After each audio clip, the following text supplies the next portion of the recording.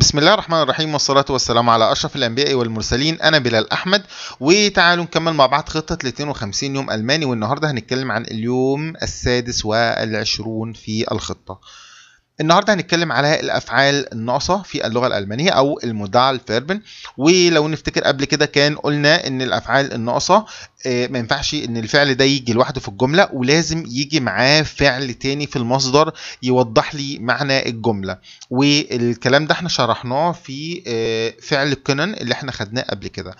النهارده هناخد فعلين تانيين اللي هما فعل mögen وفعل möchten. خلاص، والفعلين دول برضو من مجموعة الأفعال الناقصة أو المودال فيربن. والأفعال دول ما ينفعش برضو إن هما يجوا لوحدهم في الجملة، لازم يجي معاهم فعل في المصدر في آخر الجملة يوضح لي معنى الجملة.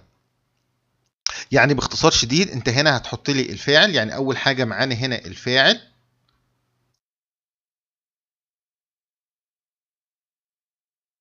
اول حاجه انت هتحط لي الفاعل عادي ايا كان الفاعل ده ايه، زائد اللي هو المودال فيرب بتاعنا اللي هو الفاعل الناقص،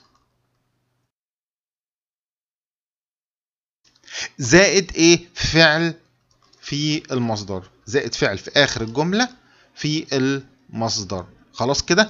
ايه الهدف من القصه دي؟ الهدف من القصه دي ان الفعل ده ما ينفعش ان هو يجي لوحده في الجمله، لو جه لوحده في الجمله معنى الجمله مش هيكون واضح. فاحنا هنا بنحط الفاعل، بعد كده المودال فيرب بتاعنا ده لازم يجي رقم 2 في الجمله، بعد كده بتحط لي فعل في المصدر في اخر الجمله يوضح لي معنى الجمله.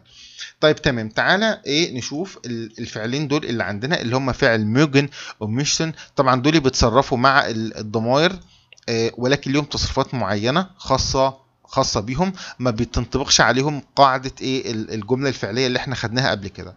طيب لو انا عايز اقول انا احب فهقول ich mag.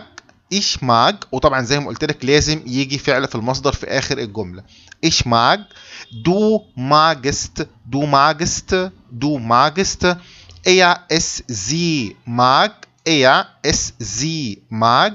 sie mögen. sie mögen. وهنا ihr mögt. طيب بالنسبة لمشتن معناها يريد، اللي هو أنا أريد ich möchte. du möchtest أنت تريد. sie möchte. sie möchten وإيا möchtet. وزي ما قلنا ان انت الفعل ده بيجي رقم، لازم يجي رقم 2 في الجملة، وبعد كده بتحط فعل في المصدر في اخر الجملة يوضح لي ايه معنى الجملة. هي دي تركيبة القاعدة بتاعت ايه، بتاعت الافعال الناقصة او المودال فيرب. لازم يجي الفاعل او الضمير في الاول، بعد كده الفعل الناقص متصرف مع الفاعل او الضمير، بعد كده بيجي عندي فعل في المصدر في اخر الجملة يوضح ايه معنى الجملة. الكلام ده احنا خدناه قبل كده اصلا، لو تفتكر ان احنا خدنا الافعال الناقصه دي وقلنا ان الافعال دي ما بتجيش لوحدها، ودايما بيجي معاها فعل تاني لتوضيح المعنى، والفعل ده دايما بيكون اخر الجمله وفي المصدر. الكلام ده برضو بينطبق على الفعلين اللي احنا خدناهم النهارده اللي هم فعل ميجن وفعل ايه ميشتن. دول لازم يكونوا رقم 2 في الجمله، ولازم يجي معاهم فعل تاني في المصدر يوضح لي ايه معنى الجمله. طيب تعالى هنا كده ناخد مثال على الكلام ده. طبعا انا هنا حطيت لك مشتن، فعل مشتن، فانت برضو ممكن تقيس عليه برضو ايه فعل ميجن. طيب انا دلوقتي عايز اقول لك انا عايز اشتري. خلاص كده، ممكن اشيل كلمة ein ايس دي واحط اي حاجة انت عايزها. خلاص كده، فانا دلوقتي بقول لك ich möchte ein Eis essen. خلاص، انا عايز اكل ايس كريم. ich möchte ein Eis kaufen. انا عايز اشتري ايس كريم. طب لو انا جيت قلت لك ايش مشت بس، هل انت فهمت معنى الجمله؟ طب حتى لو جيت قلت لك ايش مشت ein ايس، انا عايز ايس كريم، برضو معنى الجمله فعليا مش واضح. خلاص كده، فانت لازم تحط لي فعل في المصدر في اخر الجمله، ودي قاعده اساسيه لازم تحط فعل في المصدر في اخر الجمله. طيب هنا du möchtest ein Stück kochen. خلاص، هنا برضو حطينا اسن وحطينا ايه كوخن. Du möchtest ein Stück Kuchen. ممكن اقول ايه essen او Kuchen، يبقى du möchtest ein Stück Kuchen essen. خلاص. طيب هنا wer oder sie oder sie ممكن اقول wer möchten 1 كيلو ابل kaufen. انا عايز ايه؟ انا عايز اشتري، احنا عايزين نشتري كيلو تفاح، او هم عايزين يشتروا كيلو تفاح، او حضرتك عايز او تريد ان انت بتشتري ايه كيلو تفاح. طب هنا ihr möchtet ein Glas Tee trinken. خلاص، انتوا عايزين تشربوا ايه؟ تشربوا كوبايه شاي. خلاص كده، ihr möchtet ein Glas Tee trinken. انتوا عايزين تشربوا كوبايه شاي. طب لو انا قلت ihr möchtet ein Glas Tee، انتوا عايزين ايه؟ كوبايه شاي. طيب هنا برضو الجمله مش هتكون مفهومه، فلازم ايه؟ ان انت تحط لي ايه؟ فعل في المصدر في اخر الجمله. طيب تعالى برضو ناخد امثله تانية. هنا ich möchte Fleisch essen. ich möchte Fleisch essen. انا عايز اكل لحمه. لو انا جيت قلت لك ich möchte Fleisch بس، انت كده ما فهمتش معنى الجمله، فلازم هنا غصب عنك لازم تحط ايه؟ فعل في المصدر في اخر الجمله. طب هنا möchtest du Kaffee trinken. möchtest du Kaffee trinken. انت عايز تشرب قهوه، وممكن اقول لك magst du Kaffee trinken. انت تحب تشرب قهوه. طب هنا ممكن تقول لي يا وده ناين، وممكن تقول لي ich möchte. لو قلنا ناين فهتقول لي ناين ich möchte keinen Kaffee trinken. لا انا ايه؟ مش عايز اشرب قهوه. طب هنا ممكن اقول ich möchte و ich mag ins Kino gehen. انا عايز او انا اريد ان انا اروح للسينما. وممكن تقول انا حابب، لو هتقول ماج انس كينو جين. طيب انا عايز اقول لكم هل تريدون القدوم الى السينما؟ فهقول möchtet ihr ins Kino mitkommen.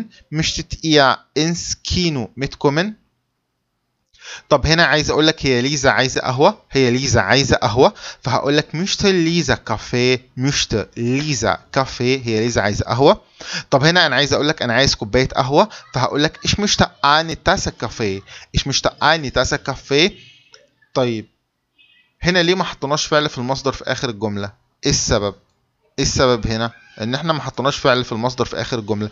لان هنا معنى الجمله مفهوم. فانت هنا تخيل مثلا ان انت هنا في قهوه مثلا او في كافيه، وهو قال لك was möchten Sie trinken. was möchten Sie trinken. حضرتك عايز تشرب ايه؟ فانت هنا هتقول له ich möchte eine Tasse Kaffee. فهنا مش لازم تحط ايه trinken تاني. طب هنا was möchten Sie essen. was möchten Sie essen.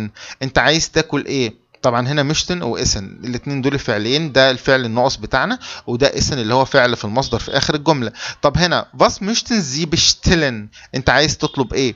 خلاص، فهو هنا قال ايه؟ ايش معاك دي شوكولاته. انا بحب ايه؟ الشوكولاته. ليه هنا ما حطيناش فعل في المصدر في اخر الجمله؟ لان المعنى ايه؟ مفهوم. انا لسه سالك فوق والمعنى مفهوم.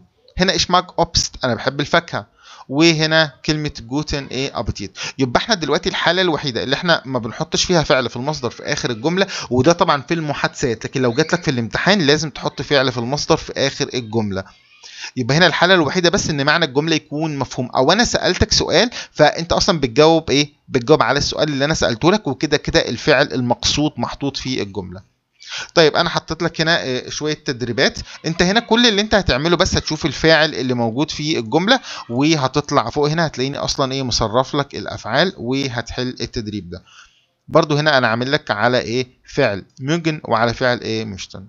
طيب اتمنى تكونوا استفدتم من الفيديو بتاع النهارده. شكرا لكم، السلام عليكم ورحمه الله وبركاته.